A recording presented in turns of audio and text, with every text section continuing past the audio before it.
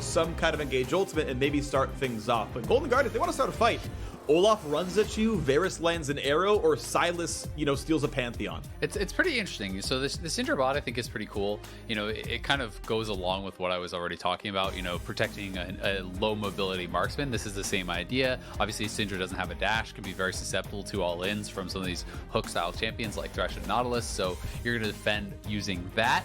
And they do have IgNar again on a playmaker. He has been really good on this throughout the year. One of his biggest, I think, strengths is his champion flexibility. There's a lot of initial upfront burst on this squad now when you have LeBlanc, when you have Syndra. These sorts of champions just need to get someone to 20% so that Pyke can dunk them and start that fight off on the right foot. If you can get that first reset, Pyke can completely take over a fight. And they do have a lot of ways to get that initial burst out, to get someone low, to set up IgNar for success in this fight. Alrighty, well, we are on to the Rift for what could be the third and final game of this best of 5. FlyQuest had a rough fight of a first game win, but an absolute slaughter of game 2. Golden Guardians chose red. They've got a completely new looking team composition, including GoldenGlue playing Sylas here in the mid lane, as they are going to walk by a ward of this invade, and IgNar can very cleanly walk away from it. All right, it is also Hail of Blades on the Pyke here, which I've been seeing a lot more of recently. It kind of allows Pyke to have the ability when you hook someone in or when you stun them to get these kind of 3 quick autos out to have more upfront damage to be able to try to get someone into execute range and threaten that full all in. But Turtle, you're gonna have to flash. They found that first stun. They need to land one more auto. They flash to make it happen. That should be first blood. Yes, it's taken. FBI grabs 400 gold. That was pretty sloppy from Turtle. They knew they were there, and he just kind of wandered up.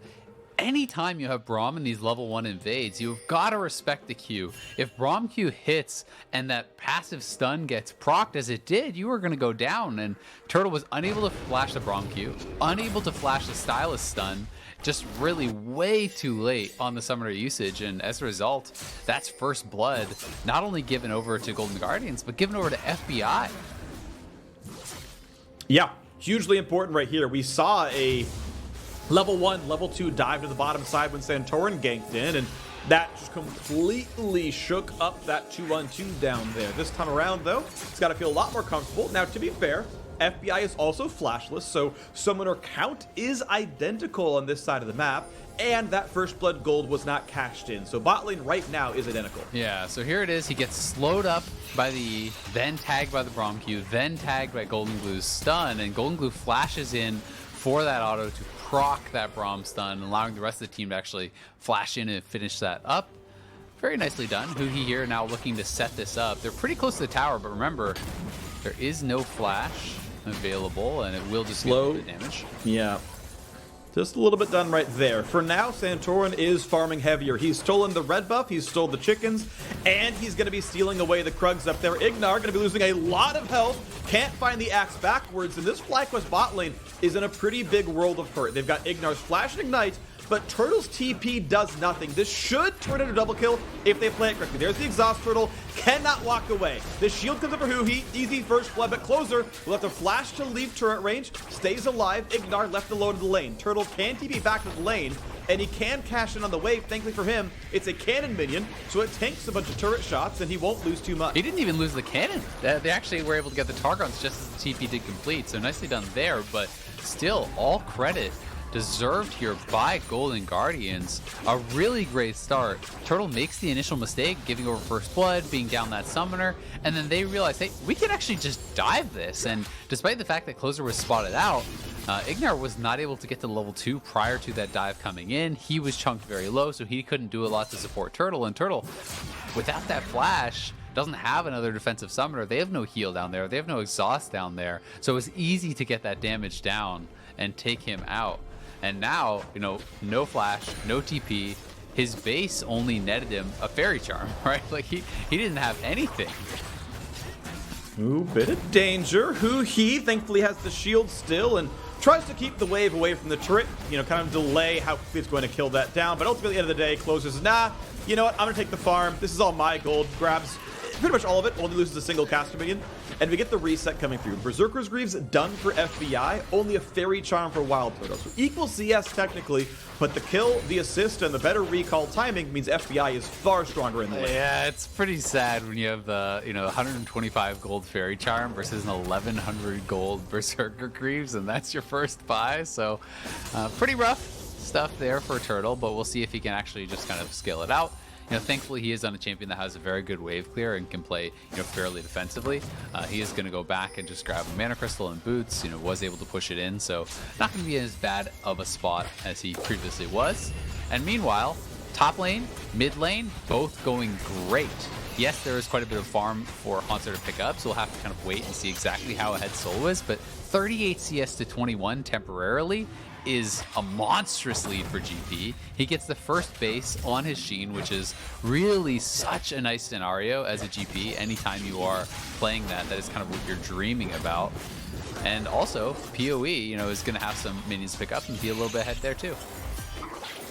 Attempts to find the stun, and IgNar can't find that one. Now a re-engage the bottom side, the shield is up, but it's gonna be enough damage. You have to believe Closer cannot survive it. IgNar just limps away as well. Huhi pushed off as well, and look at that, FlyQuest completely winning that mid lane fight. Not a problem at all, 1-for-0. Yeah, 4 men mid there for FlyQuest.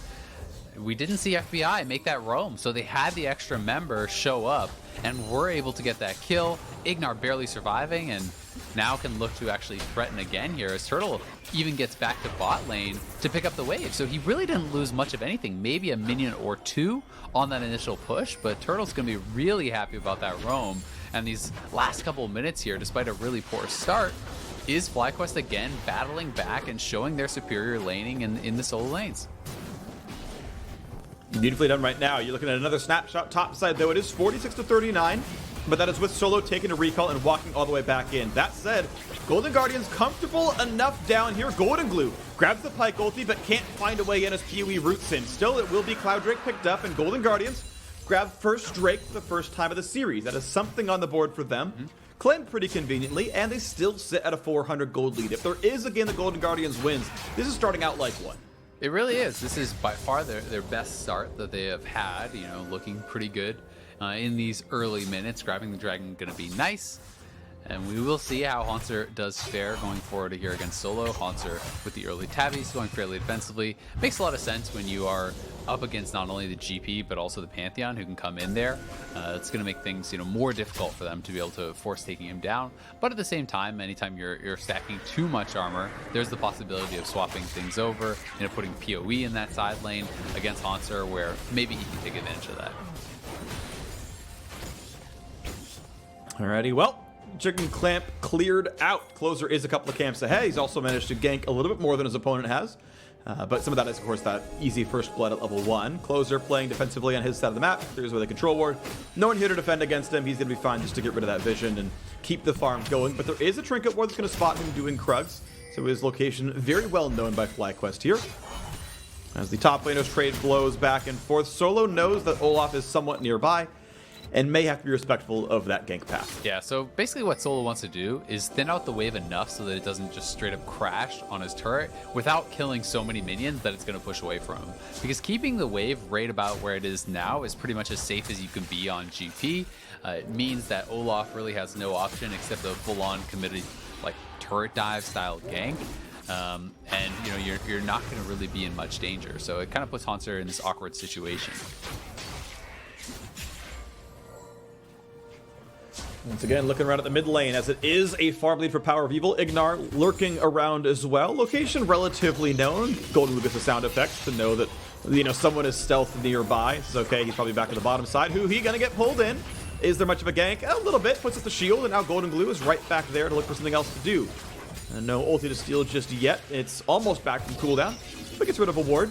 As FlyQuest trade it back and clears out this mid lane. GoldenGlue and the rest of the squad has roamed up. They have pushed in the mid wave. They are once again going for first Herald. Across pretty much all the games so far, Golden Guardians have gotten every single first Herald. They have absolutely rushed this objective, and they've been good at controlling it. And they've gotten decent rewards out of it. But FlyQuest's answer is simply to keep WildTurtle bot lane. He will get one turret plate for free. He will deny a minion wave down here as well, and probably get plate number 2. And if the Herald doesn't get more than 2 plates, this is a good choice. This is a good choice for FlyQuest. Yeah, and that's what it's going to depend on, right? You know, how much can you get out of it? Sometimes you can get a kill into a Herald, and then you not only get a full turret, but potentially, you know, get a charge on a second turret, and then things can become really good. But FlyQuest has already gotten those 2 turrets on bot side. It's a lot of farm denied, and Santorin is looking to take away this blue buff in the meantime. But Golden Guardians are moving back towards this bottom side, and FlyQuest are going to have to be a little bit careful about this as Closer and Huhi working their way over here to support GoldenGlue.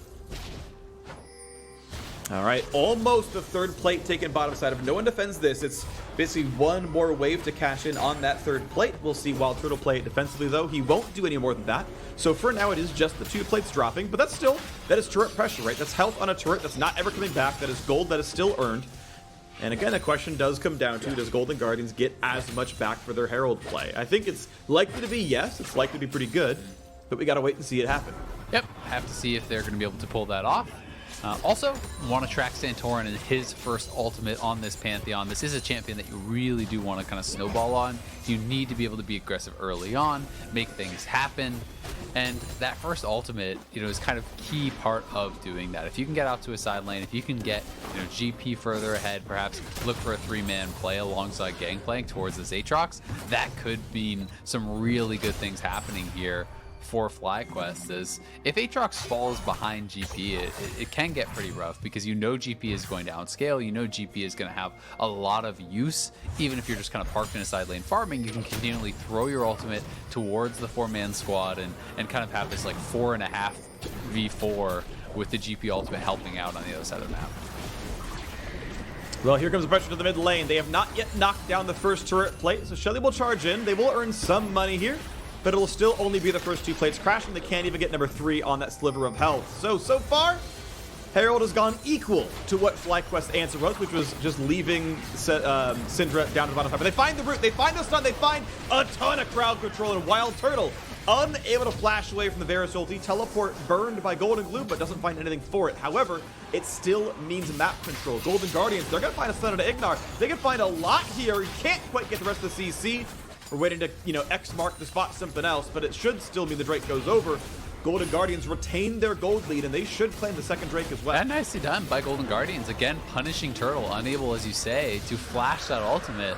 And without that 5th member, it meant, well, FlyQuest just decided we're not even going to try to actually contest this. Santorin immediately went, started farming the wolves. Solo just continued to push. They decided to give that up, and they will look to challenge for some of those later dragons. But, you know, Turtle has not been on point with the summoner usage early on in this game.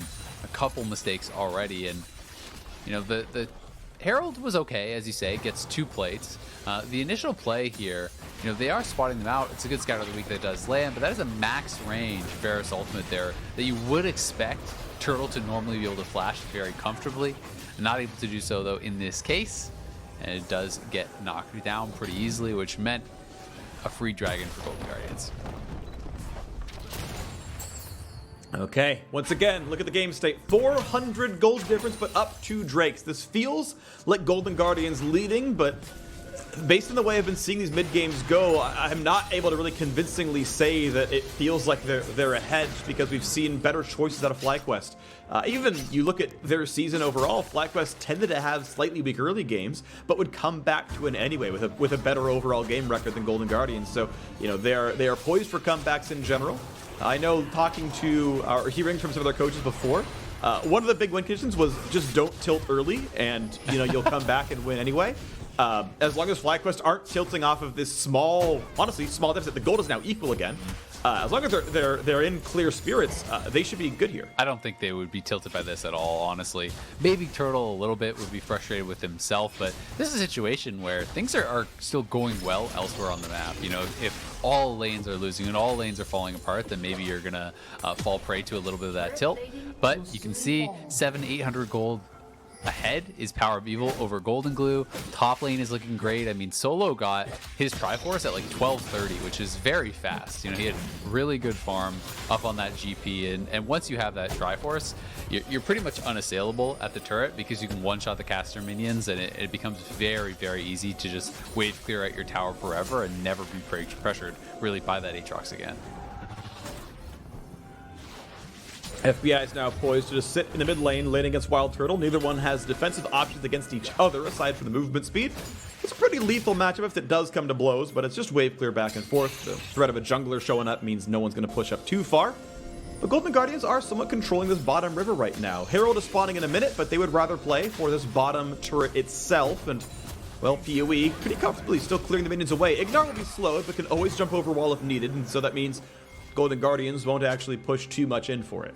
Yeah, IgNar very cognizant of the fact that Golden Guardians could have actually been camping out in that tri-brush, and he was really hesitant to approach it and did end up spotting that they were in there with the sweeper and the pink ward and was able to kind of back it up pretty safely. We can see though TP right back down the bot lane rather for PowerOfEvil, and immediately when they see that TP, Closer heads straight back down. So Closer hoping that PowerOfEvil will get aggressive here on a GoldenGlue, but if he doesn't, there's not really a lot of opportunities. Pretty much he has to use his ult, right? Like if you use that and distort, then you Olaf can go in, but barring that, I think it's pretty much not going to happen for them. Yeah, hard to chase down the LeBlanc when all you can do is run on your two legs and she can just hop over walls and stuff. So, yeah, not really worth the effort. PowerOfEvil still feeling very comfortable against GoldenGlue. Actually burns the flash, but Pantheon is here anyway, and GoldenGlue has been melted down. FlyQuest easily taking another kill on the sideline. Really nice setup there from PoE. It's the two chains coming out of the LeBlanc. He hit him with the chains and then alt chains again to follow it up to lock him down despite the flash for so long that Santorin could get in. Golden Guardians though, good punch back here. Should be able to get this mid lane really good turret. stun as well. Oh, they can't even get it. No, see, FBI, because he E'd the Syndra, so he pulled turret aggro right as she stunned him, so he took 3 turret shots, said, you know what, I'm not willing to risk taking a 4th, we have to fall back, and that is his eyes getting a little bit too big for the game state. FBI did not need to harass and pull the aggro. He thought he could get away with it. Yeah. That was not correct. Could be one of those things where you're looking for the optimization. A lot of times with lethal tempo, you like to throw out one spell to poke and proc lethal tempo, and then utilize that extra attack speed to knock down a turret even faster. Right. So I think that's what he was looking for, but it was just really good timing on the scatter by Turtle, and it kind of just worked out in FlyQuest's favor to barely keep that tower alive. Well, you expect it to drop before too long. Golden Guardians down 1,300 gold. FlyQuest continue to use PowerOfEvil so menacingly well. Back in game 1, he more than doubled the worldwide average for damage per minute on a Syndra, on a LeBlanc, and went really well in the casting in game 2 as well. Poised to do more carrying here in the 3rd game on LeBlanc yet again. GoldenGlue gonna once again go for the Pyke ulti. They're once again going to go for Drake number 3. Is Santorin willing to flash for a smite steal? This is going to be the Drake dropping very, very low. PoE over the wall. And would you believe it? WildTurtle claims the objective. IgNar cannot find the assassination, but GoldenGlue is at 5 health. And double kill comes in for LeBlanc yet again. PoE already up to 2 kills. FBI running for his life. He's going to be chained up. He's rooted in place. And Santorin is chasing, but not fast enough to get that kill. Regardless, FlyQuest 2 for 0 plus the Drake. All right, you want to talk about a team being tilted. How tilting is that? You're up 2 dragons, and PowerOfEvil might even get FBI, forces out the heal. It will back off, but IgNar is there. He can get him. He's dead. He's dead. The flash follow. 350 gold in his pockets. IgNar feeling comfortable here as mid lane's being attacked, and no one is here to defend it. Oh man, I feel so bad for Golden Guardians. Everything just went wrong for them there.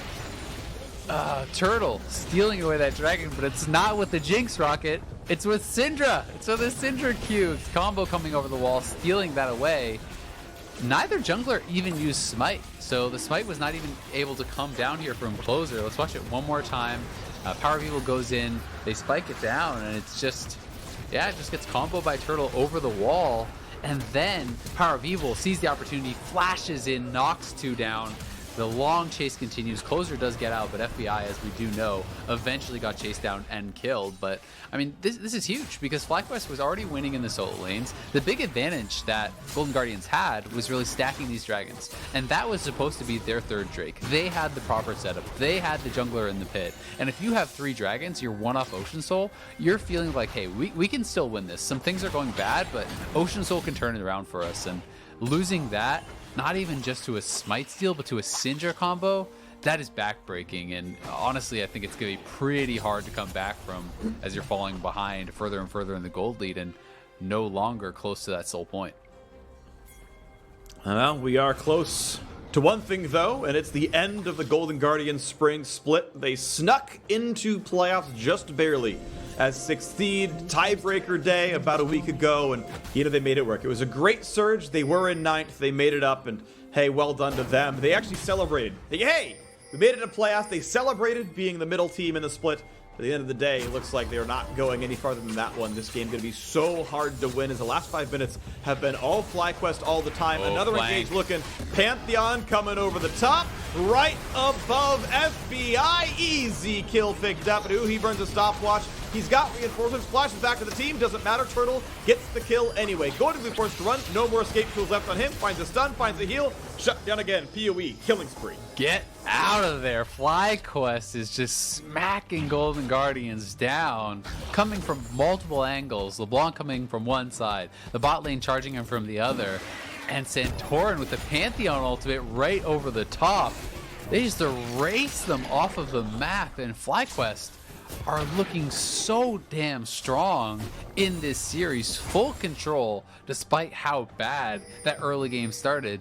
Turtle died at level 1 for first blood on the Varus, gets dove at level 2. You would think that the game would be so in Golden Guardian's favor off of that, but FlyQuest has just battled their way back out of this position. And this one, again, it feels like a lot of it is about PowerOfEvil and Santorin coming from 3 different angles. They all collapse at the same time. FBI is just gone immediately, and then GoldenGlue and Closer do come in trying to support, but the Syndra ultimate was already cast. He gets knocked down, and then GoldenGlue knows he has no way out, so he tries to turn around, but it's a clean 3-0 for FlyQuest, and they are monstrously ahead now, 7,000 plus the gold lead.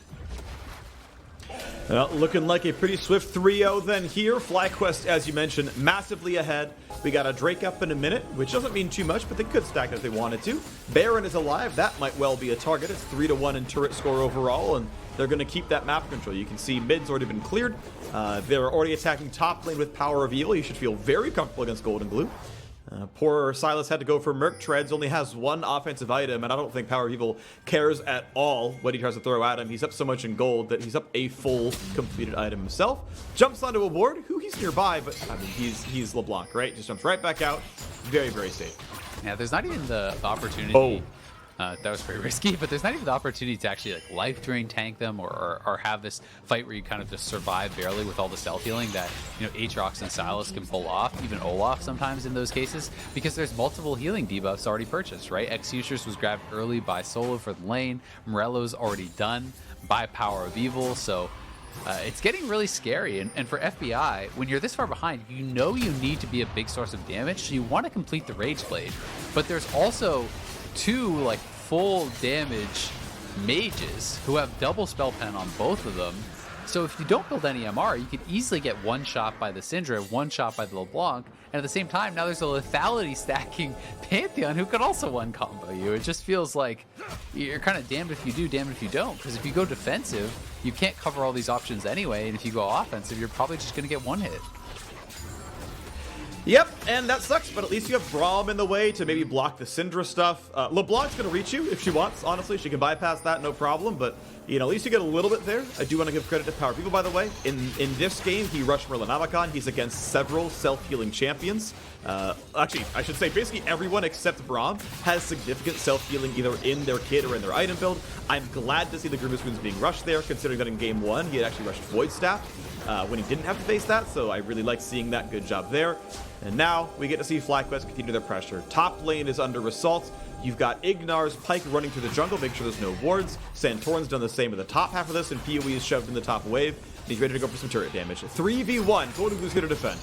Proto Belt there does help a lot with the wave clear, so he will be able to clear out most of the wave and probably stay safe, but we have Solo, who should be completing his Essence Reaver soon. Yeah, he actually has that buy right now, so he's on 40% CDR. That GP is really well and truly online, and kind of just sit here in the side lane, continue farming against Hauntzer, and every time his 4-man squad looks for a play, he has his 40 CDR ultimate to be able to throw in there and help things out. It's going to make it so difficult because FBI, you expect the ultimate to get dropped on his head, he's slowed down, and then you have the Pantheon ult coming over top, Pyke looking for you.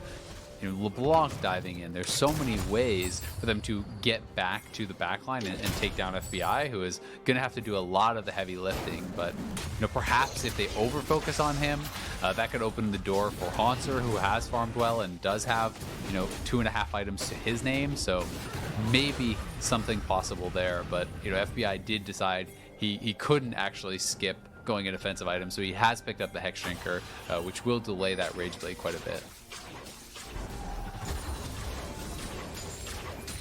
I hope he can do some damage, but it is, well, time is kind of ticking down, it feels like. Not an obvious timer. I think 7.5 minutes to Ocean Soul is potentially something you might see in this game, but realistically, it's the fact that I think FlyQuest is going to start turning aggressive again fairly soon and not just wait to stack all the Drakes. And so Golden Guardians, a little bit nervous, a little bit back to their side of the map. You can see, like, look at just the icons. You can see where GoldenGlue has to clear the minion wave way back on his side, right in front of tier 2. You can see where the Aatrox is sent. Hauntzer back by his Gromp camp right now. The Golden Guardians recalls, they actually feel a little unsafe right by their own Raptor camp. FlyQuest have just complete immunity to run wherever they want. Yeah. No issues whatsoever. And it's so constricting. I mean, look at that Fog of War. They've got nothing. And we've got an almost dead Olaf, who gets the ulti, barely gets the shield, nearly gets sniped. That was a close one. Can't for the knockdown of WildTurtle. Solo on a battle with Hauntzer. Not sure Hauntzer's going to win that one. GoldenGlue TP's in, goes to chase down the Gangplank. So 3v4 on one side, 2v1 on the other. A flash gets him away, finds a barrel chain for a slow, and Solo ults down to get away. They spent a lot of cooldowns, all 5 ultis on Golden Guardians, and they got nothing to show for it. We're not able to get anything there, and so much of this has been about the vision control. There are 3 sweepers right now on FlyQuest, plus the Umbral Glaive there, to be able to actually sweep out with a lethality item on Pyke rather, also. So it's just getting so difficult because all of these champions on FlyQuest want to play from Fog, look for picks, and I think their setup has been so smart as who you're going to have to flash out there too. When you have Pyke, Syndra, LeBlanc, all of these champions, you don't need the wards as much as you need the vision denial, and they're focusing heavily on it. Whew. Massive knockback. GoldenGlue is in, finds 1 kill. Stopwatch might mean he has a second heal pretty soon. If he can get that in time, has to flash away. No root on the closer, he'll stay alive. So something on the board at least. And Hauntzer feels comfortable against Solo. The Q knockup, does he have flash for the third? He gets the stab in the back. 2 kills in for Golden Guardians. Maybe, just maybe, there's signs of life. IgNar has to flash away. And for now, it's 5v3 on the map with Baron on the field. You have to go for something big. This has to be a Baron rush for Golden Guardians. That nicely done. That's 2 big shutdowns for them. To be able to actually get all that bonus gold is going to help move them a little bit closer. And it looks like maybe the decision is, hey, let's just try to actually get this dragon. Because they're not moving up towards the Baron. The dragon does spawn in 25. Solo will be up right as it's spawning, though, and does have TP. So Turtle already alive. He's moving out on the map. And it's not even guaranteed as Golden Guardians that you're going to get this for free. So they do get the 2 picks. And now maybe going to look for Pyke. IgNar has no flash, but he has enough movement to get away unless GoldenGlue can chase it down. Vaguely aware of the situation, can't find that, but at least it does send the opposing support away. So maybe that was enough. Maybe it just barely gives Golden Guardians the breathing room to at least stack the 3rd Drake. And you think about that Drake that was stolen a while ago, right? The one that was stolen by the Syndra combo. If that wasn't stolen by Turtle, this was Ocean Soul claimed by Golden Guardians. That would have been the point that maybe turned the game around. Instead, it's still a 6,000 gold deficit. And yeah, in 5 minutes, they can look at Ocean Soul, but it feels like FlyQuest is still the more powerful team. They are, I think, for now, but at least this is a way in, right? Because FlyQuest actually didn't decide to contest that. They did have TP, but they didn't have enough vision, so I think they weren't really willing to just walk straight in and have a fight. I talked about some of these champions, how they want to play for Fog, they want to look for picks, and, running straight into a Dragon Pit isn't obviously the way to get those types of setups, but this gives Golden Guardians an opportunity, right? This gives you a way to actually get back into this game. So those 2 picks have meant a lot. And despite the fact that they could have already had Soul had it not been for that earlier steal, they are still only 4 minutes away from a potential Ocean Soul, which can invalidate so much of that gold lead.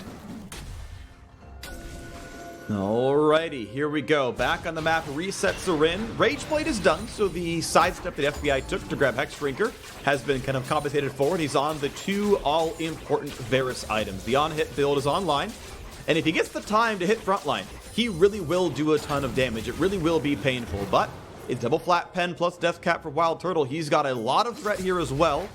And Golden Guardians have to hope their front line is tanky enough to withstand this. They can't get rid of all the wards. They can't really claim control over the Baron pit.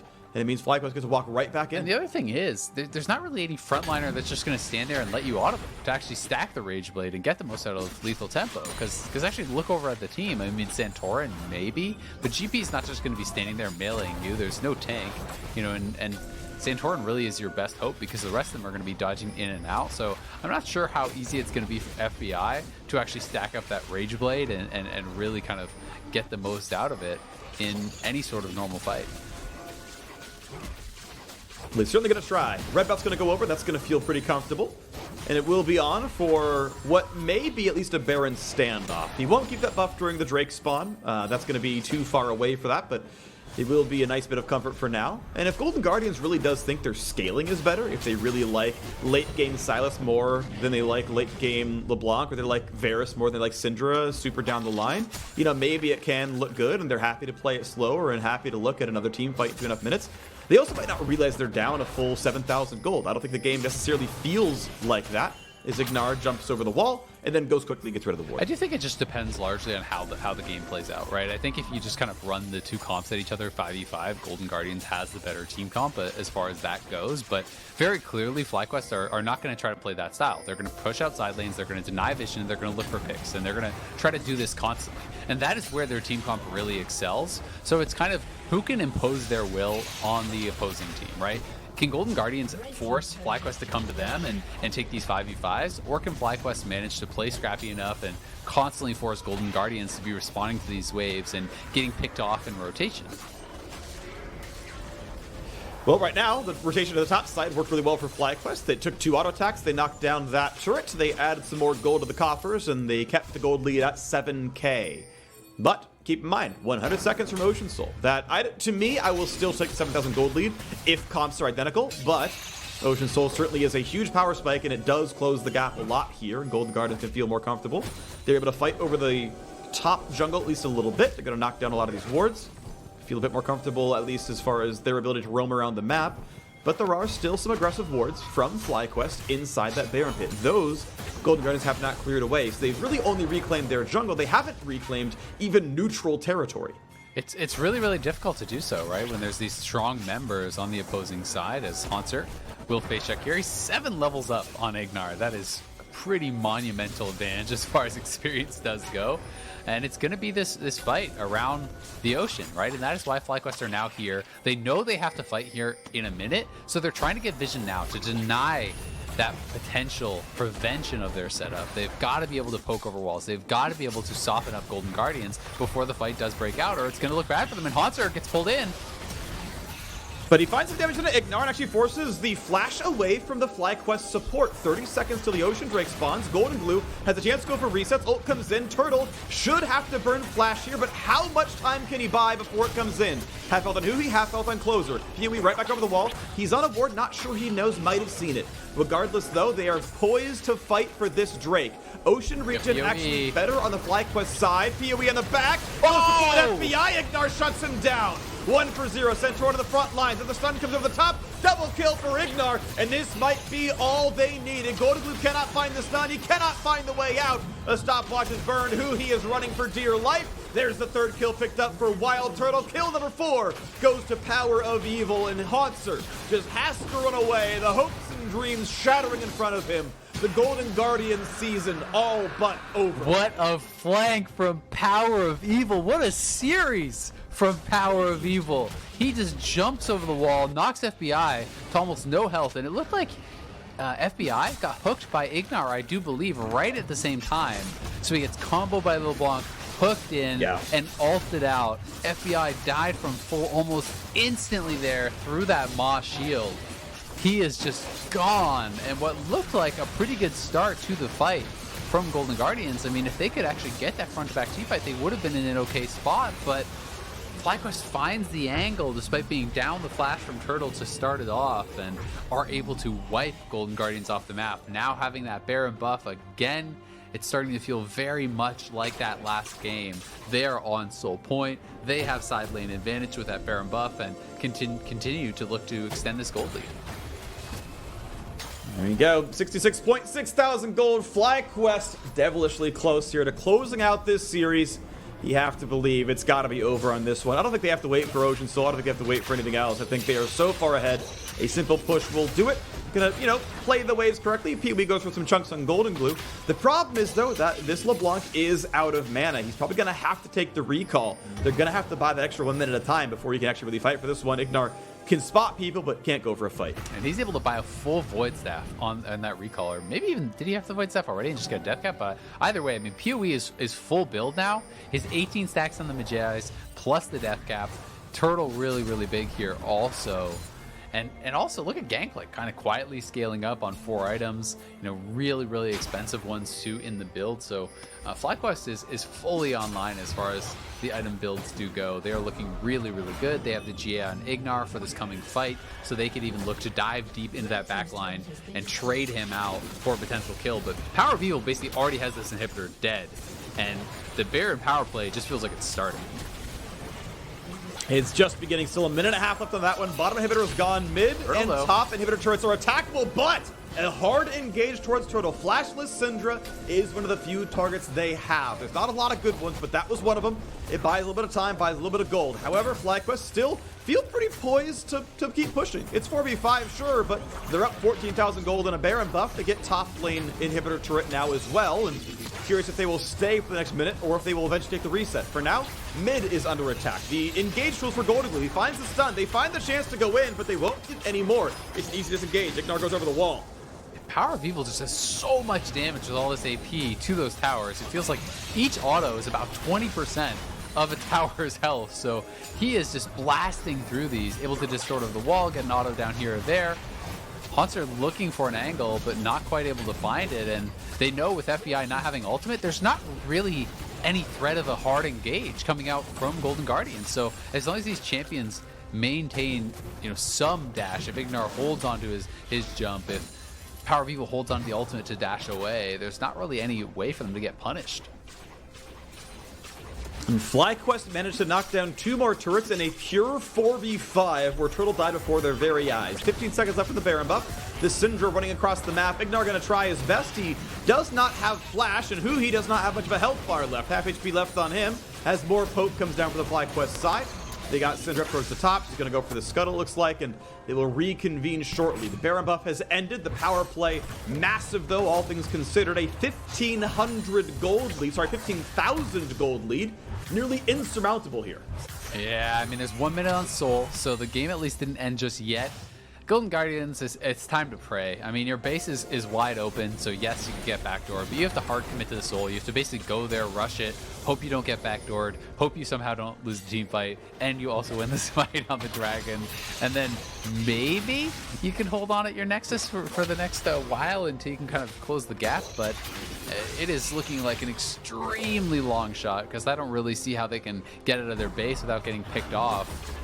IgNar and the rest of the squad are just denying so much of vision, still on this triple sweeper setup with the Umbo Glaive added in there. Also, they have double GA now as Santorin has completed his. So the next team fight, it's almost like a 7v5. You can just throw these guys in there, and look at IgNar going for the backdoor action here. No one's even answering him. Golden Guardians are a little bit paralyzed. They want to try to go and engage on the other side, but I don't even know if they can get in range to do so. So they're just going to give up the inhib straight up and look to try to make a fight happen here in mid lane.